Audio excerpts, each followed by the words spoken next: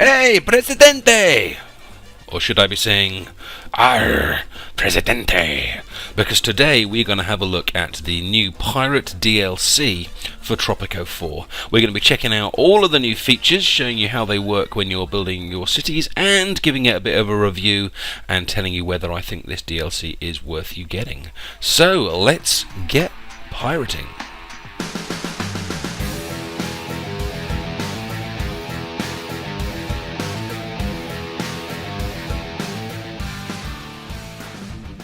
Okay, so let's check out the features of this Pirate DLC. I'm just going to go into Play, and I'm going to go into the Extra Missions, and we'll see that this Pirate DLC comes with a brand new level. Now, as far as I can tell, it's not a brand new island. It's the fourth one here. It's not a new island, but it is a new, fully voiced mission for you to play with, and it's not all that easy. Difficulty 171%, and it is fun. You end up having various issues with other countries trying to put embargoes on you and things like that, which gives you a good reason to use some of the new features that come in. But it's a standard new level, and it is enjoyable. But there is only one of them. But if we click in, we can see the second part of the Pirate DLC, which is a new avatar. If I click in, here we go. It's a female-only avatar, which means blokes, I'm sorry, you already have a pirate one already, but the girls didn't. And this is what it looks like. We've got a pirate hat, pirate clothes, which comes complete with a sword, as you can see. And you can pick suitable earrings and accessories if you wish. The costume's nice, but I'm not sure how much time people actually spend looking at their avatar. But if you're trying to role play a little bit, go for it. Couple of complaints though. Looking at her legs, she's clipping right through her boots there. I don't think that's supposed to be a design feature. I think her legs are literally just coming through the boots. And if I turn her around and you look at her hair is coming through the back of the hat. And there are only two hairstyles available, as far as I can tell, for the lady. And if I wait for her to turn around again, both of them clip through the back of the hat.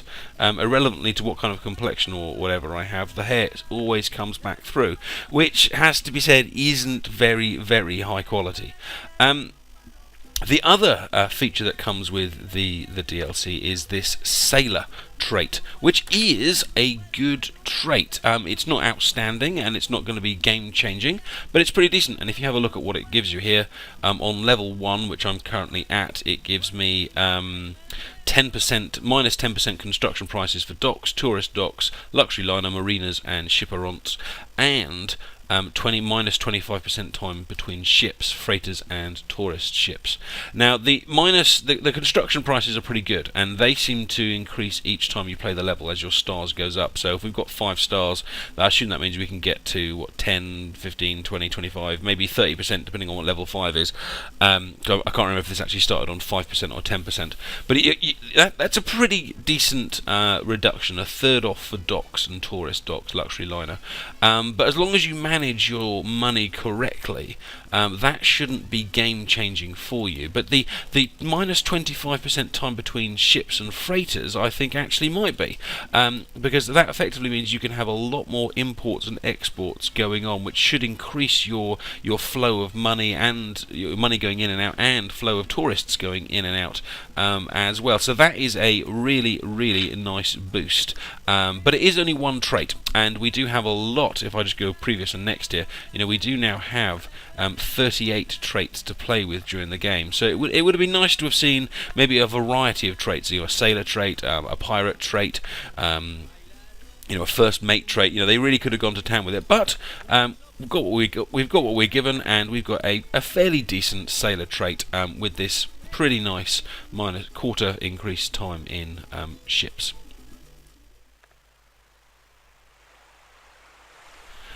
So what about the new building? Well, let's see how it's going to be useful. Now, as you can see, at the moment I have exported and imported a load of goods, but a freighter didn't import goods because of a foreign embargo. Now, if you've been playing Tropico 4 for a while, I'm sure you will be used to seeing that message, and it happens because if I go into the foreign lists here, I have bad relations with China for various kind of reasons, and that has eventually led to them giving to me an embargo. Now, if I go to the trade page and look at the import, you can see that there's an X over where it says fish in import, and there's an X over luxury goods, and an X over salt and sugar and tobacco. So I am currently unable to import any of those goods.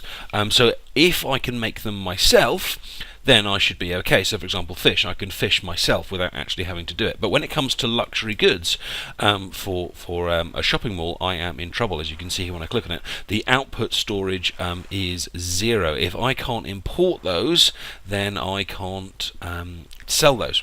I've also got a lovely little cigar factory here. Now, I haven't been growing tobacco, and I've been relying on imports, and you can see that the cigar factory itself is sitting here unable to work because it is not able to import.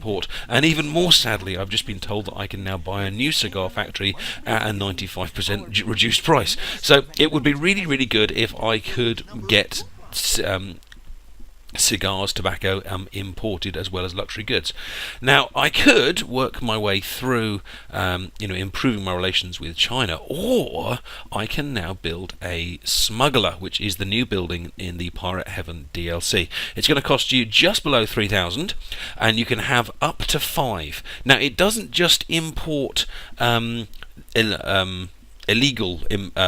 goods, if you like. It actually imports all goods at a slightly reduced price, but when you do have an embargo, it will prioritize those. Now, you can have up to 5, and it will only bring in a certain amount each time, so if you're going to build them, it's worth you building more than one. You have to place them on the shore, because they are obviously a kind of a boat-related item, and they function very well. I'm actually playing one of the existing campaign missions here, and I've imported it straight into that with no problem. And if we close up on it, you can see it looks a lot like a fishing dock next door, but it's slightly cleaner, and perhaps crucially, it's all boarded up from the front and the back, so no one's getting in to discover what evil deeds are going on. It's run by fishermen, so if you increase and decrease the wages for fishermen as a whole, it will affect them as well, and you need uneducated males to run it. So let's see the difference that it makes. Here we go. A smuggler imports tobacco for 2,000 and whatever. Now, he gets a pretty good deal on these prices, and I've just won the election. Hurrah! But I shouldn't be able to import tobacco at the moment. So this is the power of this new building, is that I have managed to get in a whole chunk of tobacco without growing it myself, and past the Chinese embargo. And then, of course, you are waiting for the Teamsters, as you normally would, to transport things around. Now, one of the slight differences with the smuggler units is the output storage in the smugglers never goes up. I've had a little look at them, and it never seems to store lots of things in it. I might have missed it, I might have just made a mistake, but even though it's just told me that it's got I've imported tobacco, nothing is appearing in there, but that doesn't mean that it's actually empty. Maybe they're just so secretive that I can't know what's going in.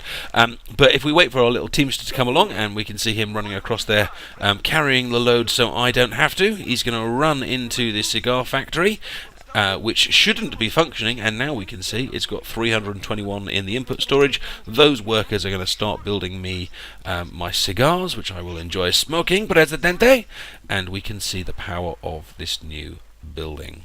So it is a decent, if specialised, building. It's not going to be useful in every single mission, because you don't get embargoes in every single mission. But when you do have an embargo, to be honest, I'm going to go straight for it. Next time I have an embargo from whatever country, I'm just going to build a couple of smugglers and stop worrying about it. So it's a nice idea, and it is a nice building. And that's it. That is what the new DLC contains. If you on the Steam store page here, we've got the new building, which is a decent building. We've got a new trait, which is a decent trait. We've got a new outfit, which is, and we've got a new mission, which was pretty cool. but it is being sold for £3.99. I don't know how that will translate to the dollars, whether it will just be $3.99. I like the DLC, but I am not sure that it is worth the price that they're charging, especially as it doesn't come with any extra decorations at all. If I go back to the store up here and search for some of the older DLCs, so for example the Plantador DLC, again we have the idea that it comes with character trait, a new building, a new mission theme, but we've got these decorations as well, which are useful in any city you make. I find myself putting down the decorations all over the place next to buildings and stuff, and making cities look nice.